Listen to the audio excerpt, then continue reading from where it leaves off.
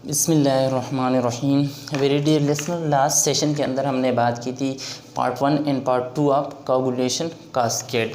उसके अंदर हमने सबसे पहले जो पार्ट 1 था उसके अंदर हमने नॉर्मल मैकेनिज़्म की बात की थी।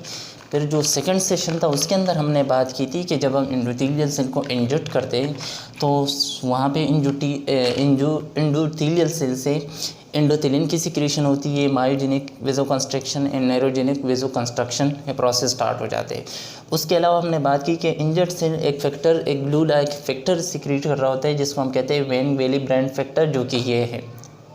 क्लियर। ये वेन वेली ब्रांड फैक्टर जो यहाँ के एक्सपोज कोलेजन होते हैं उसके साथ ये अटैच हो जाते हैं और इसके सरफेस के ऊपर प्लेटलेट्स के लिए स्पेशलाइज रिसेप्टर होते हैं। क्लियर। वो स्पेशलाइज रिसेप्टर जो कि प्लेटलेट्स के ऊपर प्रेजेंट होते हैं वो वेन वेली ब्रांड फैक्टर के साथ अटैच हो जाते हैं और प्लेटलेट्स, उस अटैचमेंट को हमने नाम दिया था प्लेटलेट्स एडहेजन।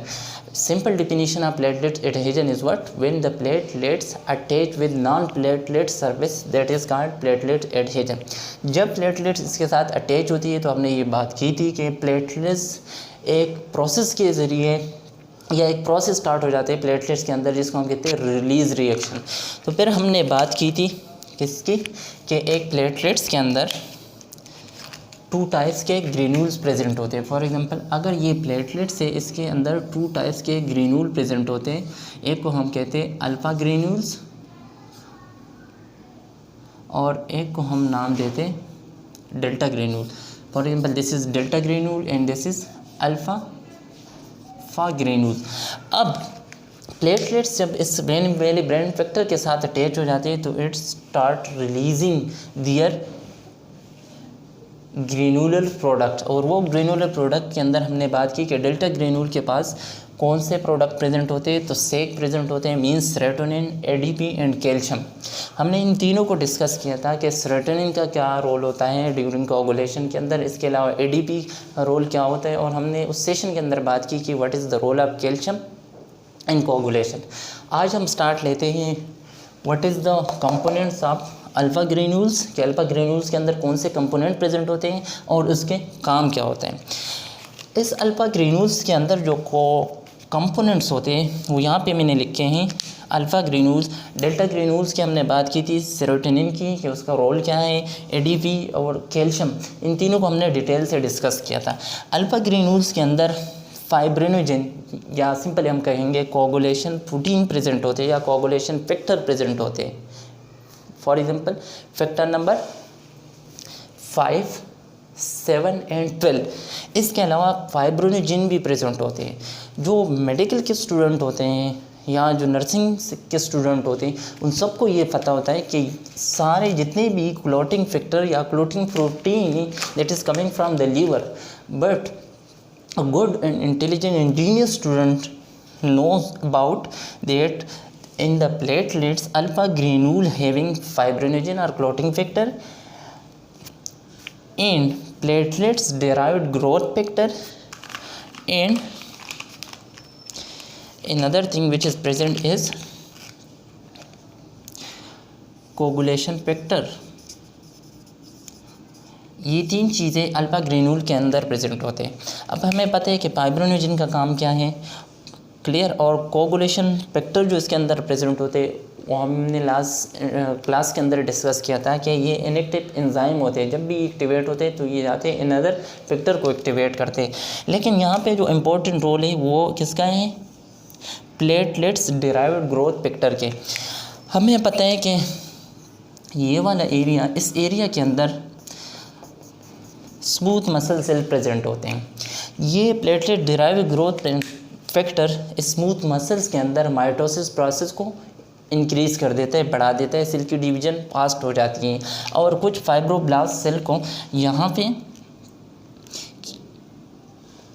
फॉर एग्जांपल इस ब्रेक से इस platelet derive growth factor increase mitosis process और cell division in the smooth muscle cells beneath the membrane. और कौन सा, ये बेसमेंट मेम्ब्रेन जो कि कैपिलरीज़ की बेसमेंट मेम्ब्रेन है, वहाँ पे स्मूथ मसल सेल्स के अंदर माइटोसिस प्रोसेस इंक्रीज़ हो जाते हैं। कुछ फाइब्रोब्लास्ट सेल्स यहाँ पे आ जाते हैं। For example this is fibroblast sales, और ये फाइब्रोब्लास्ट सेल्स क्योंकि ये रिलीजिंग ये प्लेटलेट डिराइव्ड ग्रोथ फैक्टर जितनी तेज़ी के साथ स्मूथ मसल सेल के अंदर माइटोसिस का प्रोसेस तेज़ होगा, more fibroblast will come over here and fibroblast we all knows what is the main function of fibroblast, it make collagen protein. और कोलेजन प्रोटीन क्या करते हैं कि इस एरिया को परमानेंटली सील कर देता है। This is the role of platelets derived growth factor. Simple कि प्लेटलेट डिराइव्ड ग्रोथ फैक्टर का रोल क्या होता है कि ये स्मूथ मसल सेल्स के अंदर माइटोसिस प्रोसेस को बढ़ा देता है। माइटोसिस सेल्स पर फाइब्रोब्लास्ट सेल को यहाँ पे लेकर आते हैं और यहाँ पे फाइब्रोब्लास्ट सेल का काम होता है कोलेजन प्रोटीन बनाना, और ये बेसमेंट मेम्ब्रेन कोलेजन प्रोटीन से बना होता है। स्पेशली इस यहाँ पे जो कोलेजन प्रोटीन होता है वो कौन सा कोलेजन प्रोटीन होगा? अब तक 12-13 कोलेजन प्रोटीन के टाइप्स डिस्कवर हो गए। मोस्ट इम्पोर्टेंट उसमें से 5 हैं, और उस 5 के अंदर जो कि इस बेसमेंट मेम्ब्रेन को बना रहा होता है that is collagen protein number 4। Simple याद करो, रख लो कि collagen protein number 4 under the floor which make the basement membrane of tissue और respiratory tract, GI tract and GI tract. इसके अलावा जो वेसल्स के बेसमेंट मेम्ब्रेन होते हैं वहाँ पे कौन से कोलेजन प्रोटीन प्रेजेंट होते हैं? वहाँ पे प्रेजेंट होते हैं कोलेजन प्रोटीन नंबर 4। इसके बाद जब अब हमें पता है कि प्लेटलेट्स एडिशन का प्रोसेस हो गया, तो ये प्लेटलेट्स जब इस के साथ अटैच हो गए इस वेन विली ब्रांड फैक्टर के साथ, तो ये एक्टिवेट होता है और ये अपने ग्रेन्यूल्स को यहाँ साइड पे लेकर आती है। क्लियर? ये वाला जो एरिया है ये जब हेल्दी होता है तो this is anti platelets, anti coagulant and anti prothrombin, यानी इस एरिया के अंदर क्वालिटी होती है। नॉर्मल के अंदर हमने बात की कि ये प्लेटलेट्स एग्रीगेशन एडहेजन उस चीज़ों को रोक लेता है कि ब्लड यहाँ पे आके क्लॉट ना हो, लेकिन जब ये डैमेज हो जाता है तो इस एरिया से एंटी प्लेटलेट्स एंटी कोगुलेशन जो प्रॉपर्टी है वो ख़त्म हो जाती हैं। तो ये वाले जो प्लेटलेट्स हैं जो वेन विली ब्रांड फैक्टर के साथ अटैच हैं ये इसको एक्टिवेट करते हैं, और हमें पता है कि इस वास्कुलर सिस्टम के अंदर मज़ीद प्लेटलेट्स प्रेजेंट होते हैं। वो प्लेटलेट्स आ जाते हैं और यहाँ पे ये रिसेप्टर प्रेजेंट है, इसके साथ अटैच होते हैं।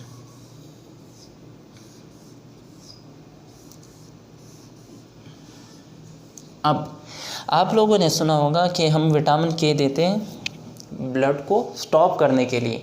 What are the role of injection of vitamin K? Let me explain over here कि ये हमें पता है कि प्लेटलेट्स के ऊपर ये जो रिसेप्टर है glycoprotein 1b, it is made of what? Amino acid, because it's protein. और यहाँ पे जो प्लेटलेट्स के ऊपर रिसेप्टर प्रेजेंट है जिसके साथ ये अटैच होगा वो भी क्या है? वो भी प्रोटीन है, यानी अमाइनो एसिड है। हमने लास्ट क्लास के अंदर बात की, फॉर एग्जांपल अगर ये अमाइनो एसिड का चेन है, क्लियर, और ये भी अमाइनो एसिड का अनदर चेन, अगर ये अनदर अमाइनो एसिड के चेन है, क्लियर, इसका जो ये वाला एरिया है ये ग्लूटामिक एसिड रेजिड्यू होता है, यानी ये वाला पार्ट ग्लूटामिक एसिड हम इसको कहते हैं। अब इस ग्लूटामिक एसिड जब तक ये कार्बो ऑक्सीलेटेड नहीं होगा, जब तक ये ग्लूटामिक एसिड कार्बो ऑक्सीलेटेड नहीं होगा, it's unable to connect with each other, ये एक दूसरे के साथ कनेक्ट नहीं होगा। अब हमें पता है कि ये वाला एरिया, ये जो प्रोटीन है इसके अंदर भी ये अमाइनो एसिड और ये अमाइनो एसिड, और ये वाला जो एरिया है this is glutamic acid residue, this is amino acid, और ये वाला area this is glutamic acid residue. इसकी जब कार्बो ऑक्सीलेशन नहीं होगी, मीन के COO negative, this is should be COO negative, this is called कार्बो oscillation. जब तक ये कार्बो ऑक्सीलेशन नहीं होगा ये आपस में अटैक नहीं हो सकते।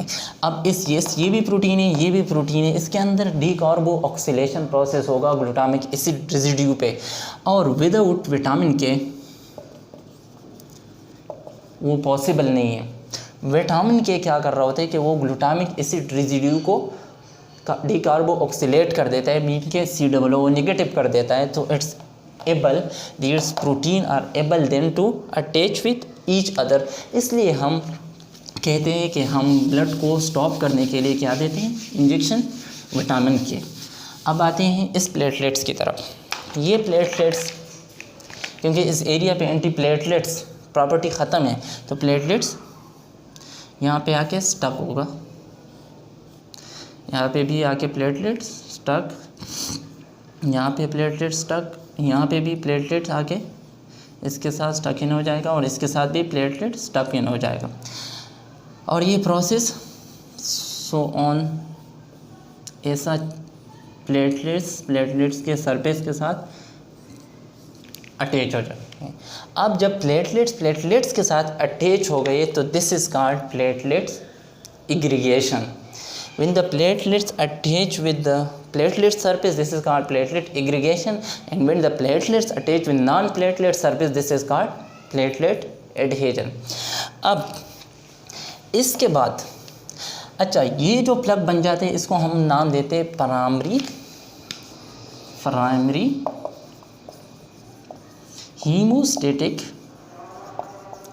हीमोस्टेटिक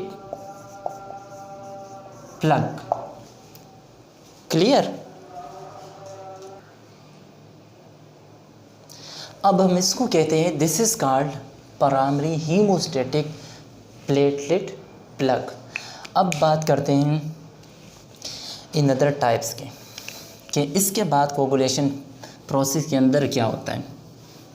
अब तक हमने सीखा कि वन वैली ब्रेन फैक्टर के साथ प्लेटलेट्स अटैच होते हैं, तो हम कहते हैं प्लेटलेट एडहेजन। उसके बाद release reaction start in platelets and that is the releasing of alpha and delta granules. उसके अंदर के प्रोडक्ट और उसके फिजियोलॉजिकल फंक्शन या रोल इस कोगुलेशन के अंदर वो भी हमने सीख लिए। उसके बाद प्लेटलेट्स के सरफेस के साथ अटैच होते हैं और हम कहते हैं this is platelets aggregation. Clear? अब उसके बाद अच्छा, एक इम्पोर्टेंट रोल स्प्रीन का। स्प्रीन के क्या रोल है कि स्प्रीन जब ये प्लेटलेट्स के अंदर इरिकोडोनिक एसिड होता है और वो इरिकोडोनिक एसिड कन्वर्ट हो जाते हैं थ्रोम्बोक्सिन A2 में। Clear?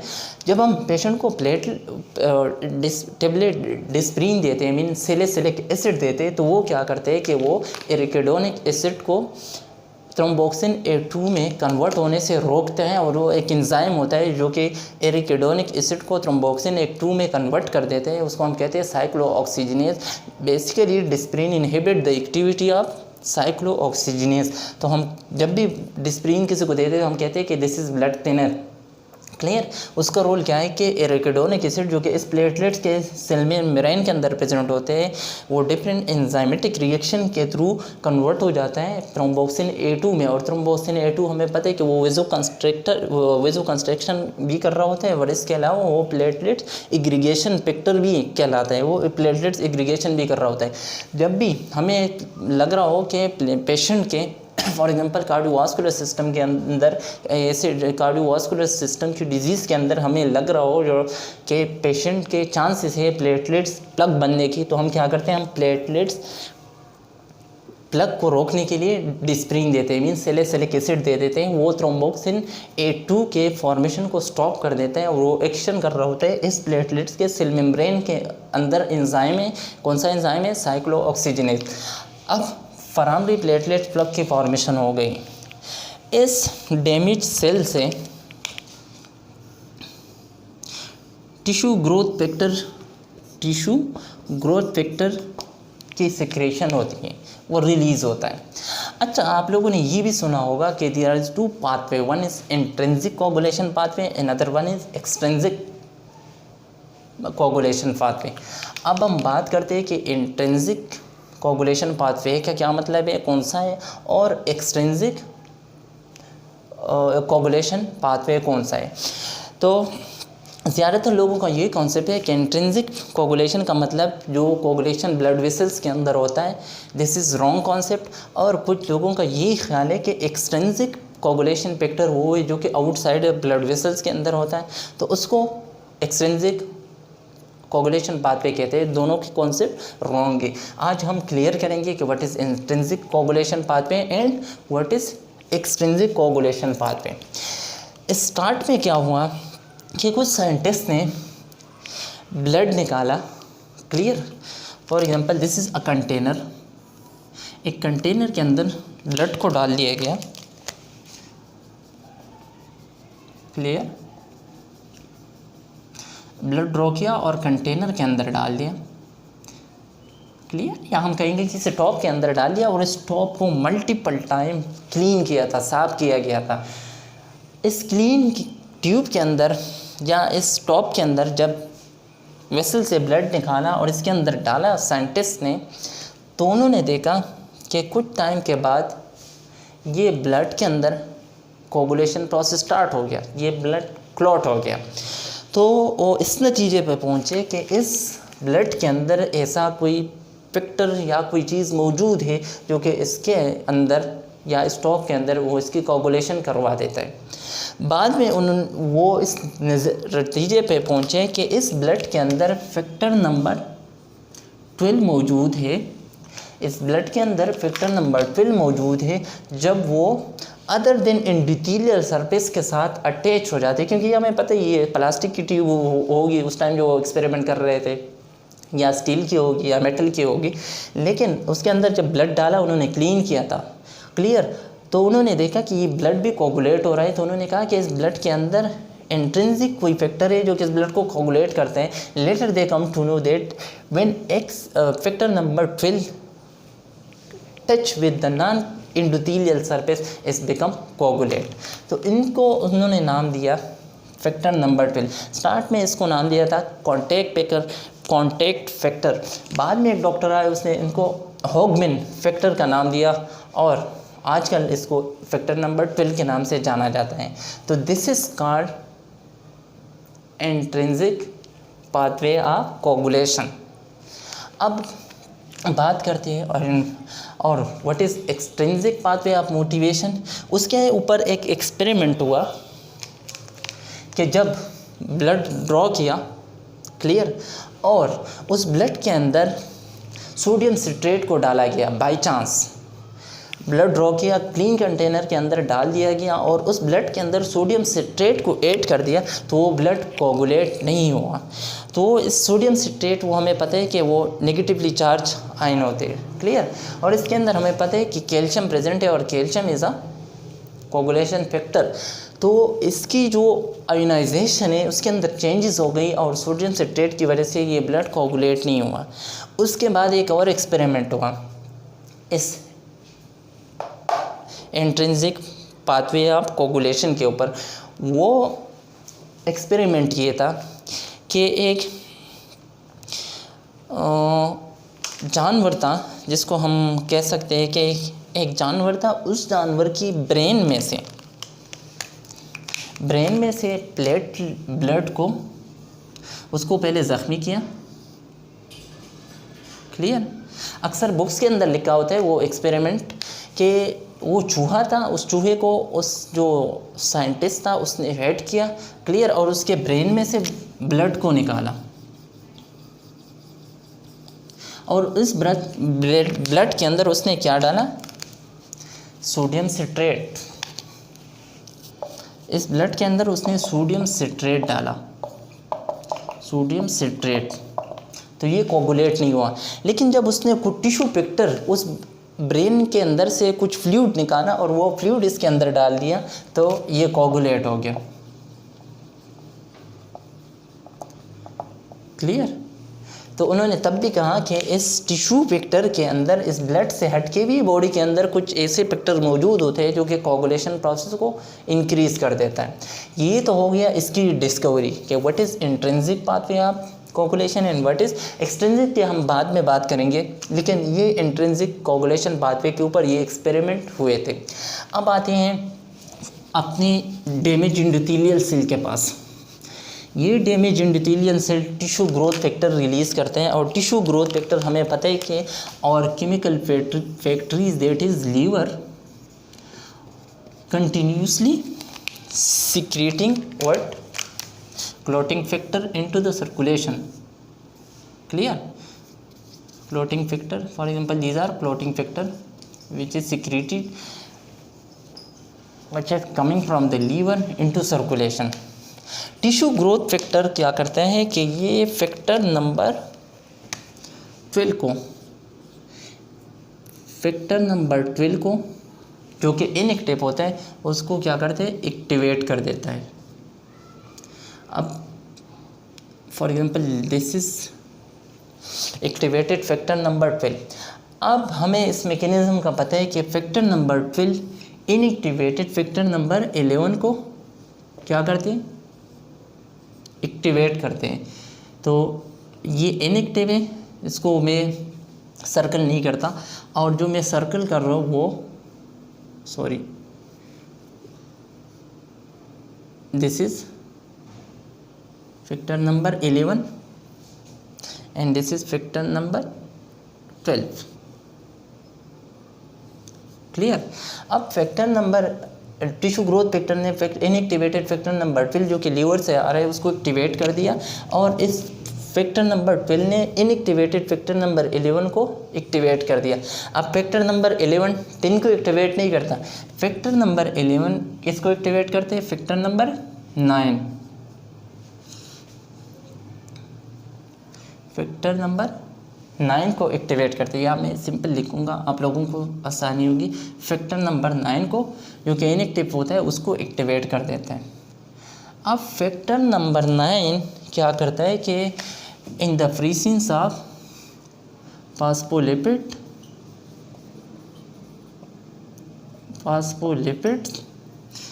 and in the presence of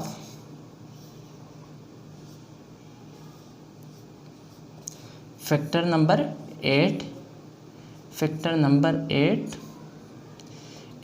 ये क्या करते हैं कि ये एक्टिवेट कर रहा होता है किसको, फैक्टर नंबर 10 को. अब फैक्टर नंबर 10 जो एक्स से डोनेट करते, ये हमारे पास क्या हुआ, एक्टिवेट हो गया. रियल एक्शन अब स्टार्ट हो गया. ये मैकेनिज्म आपने आसानी से याद करने. फैक्टर नंबर 11 एक्टिवेट करता है, फैक्टर नंबर 12 एक्टिवेट करते हैं फैक्टर नंबर 11 को, 11 एक्टिवेट करते हैं फैक्टर नंबर 9 को, और फैक्टर नंबर 9 एक्टिवेट करते हैं फैक्टर नंबर 10 को. अब फैक्टर नंबर 10 क्या करते हैं कि यहाँ पे हमारे पास प्रोथ्रोम्बिन प्रेजेंट होता है. क्या प्रेजेंट होता है, प्रोथ्रोम्बिन. ये प्रोथ्रोम्बिन को कन्वर्ट करते हैं किसमें, थ्रोम्बिन में. क्लियर. और थ्रोम्बिन हमें पता है कि thrombin is able to convert fibrinogen into fibrin, and this is the real definition of coagulation. अब थ्रोम्बिन क्या कर रहा होता है कि ये फाइब्रिनोजन को किस में कन्वर्ट करते हैं, फाइब्रिन में, और वो फाइब्रिन कहाँ जाते हैं, वो यहाँ पे आ जाते हैं. For example this is fibrin. Clear. ये फाइब्रिन यहाँ पे आ जाते हैं. क्लियर.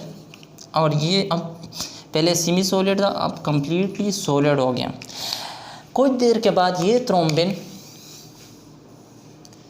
एक्टिवेट करते हैं और एक अनदर केमिकल को रिलीज़ करते हैं जिसको हम कहते हैं टिश्यू स्टेबलाइजिंग फैक्टर. अब टिश्यू स्टेबलाइजिंग फैक्टर जब यहाँ पे आ जाते हैं तो वो जो यहाँ पे फाइब्रिन का स्ट्रैंड बना हुआ है उसको क्रॉस लिंक कर देता है ताकि ये मज़ीद सख्त हो जाए. क्लियर. ये मज़ीद अब ये वाला जो प्लग जिसके अंदर फाइब्रिन स्ट्रेन प्रेजेंट है इसको हम कहते हैं सेकेंडरी कोगुलेशन प्लग और secondary haemostatic plug. Clear. Next session के अंदर हम बात करेंगे कि जब ये सेकेंडरी हीमोस्टेटिक प्लग बन जाए तो उसके बाद जो एक्सट्रिंसिक पाथवे ऑफ कोगुलेशन है वो क्या है उसके ऊपर हम बात करेंगे.